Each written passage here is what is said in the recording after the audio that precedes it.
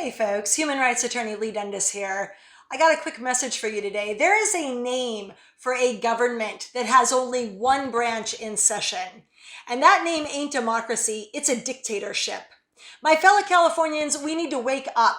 Our governor is currently saying it is illegal to work for money, but you are encouraged to work for free and volunteer.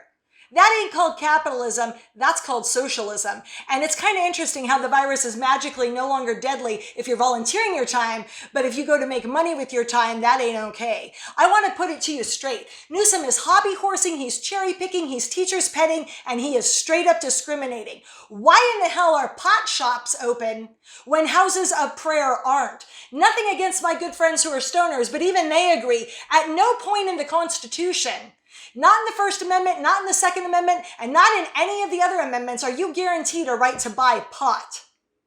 You are guaranteed, however, a right to pray and to assemble and to speak and to move, which seems to have been forgotten in our haste to contain a virus that is less than 1% deadly. Absolute power corrupts absolutely. And nowhere is that more evident than inside the last 2 weeks, where the ruler of our little nation state, as he has taken to referring to this and himself, has managed to piss off not just the Democrats and the Republicans and the lawyers and the stoners, but even the LA Times, who this morning called him out for basically being a king who is doing with fiat what would never be allowed if all three branches of government were actually in session right now. I got news for you guys. This is not going to end with tiny little protests in front of your city hall, much though I wish it would. It is not going to end with you writing a check, and it ain't going to end with you dropping names or reaching out to your powerful connections. Your indecision right now is a decision. Your failure to show up is a vote for oppression. You need to get off the fence. You need to do that right now. You need to stop watching the game and start getting in the game. Freedom is not something you buy. It is something you earn every damned day, and especially this week. Unless you're a Native American, you are here because your ancestors fled a country that they didn't want to be in anymore. They got on a gosh damned boat, they crossed an entire ocean that probably could have killed them, running away from a very similar dictatorship to the one that we are creating right now in California. I love California. I really love Southern California and Orange County, where I grew up. There is nothing more that I would like to do on this Friday of this week, May 1st, the day before my birthday, than to roll out of bed, get in my little car, drive down my little street to my nearest rally, and wave a flag.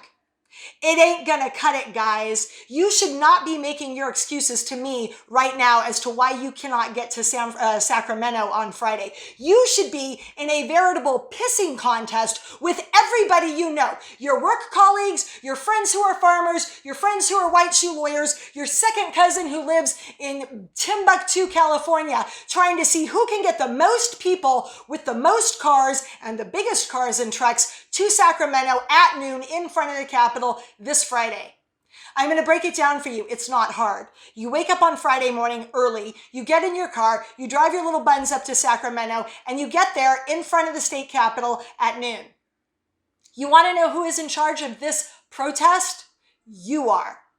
You are the leaders that you have been looking for. I cannot win this fight for you.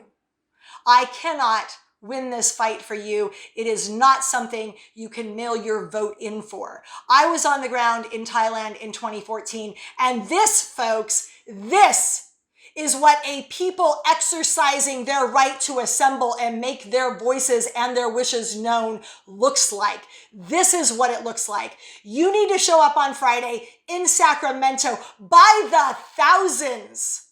By the thousands, wearing every inch of your heart and your passion that you have left in your body on your sleeve, where I will meet you in front of the Capitol in a big truck, wearing every inch of my heart on my sleeve. To quote a famous attorney down here in Southern California by the name of Larry Parker, I will fight for your rights. The question is, will you? I'll see you in Sacramento on Friday, and for my friends around the world, I'll see you soon there as well. Take care.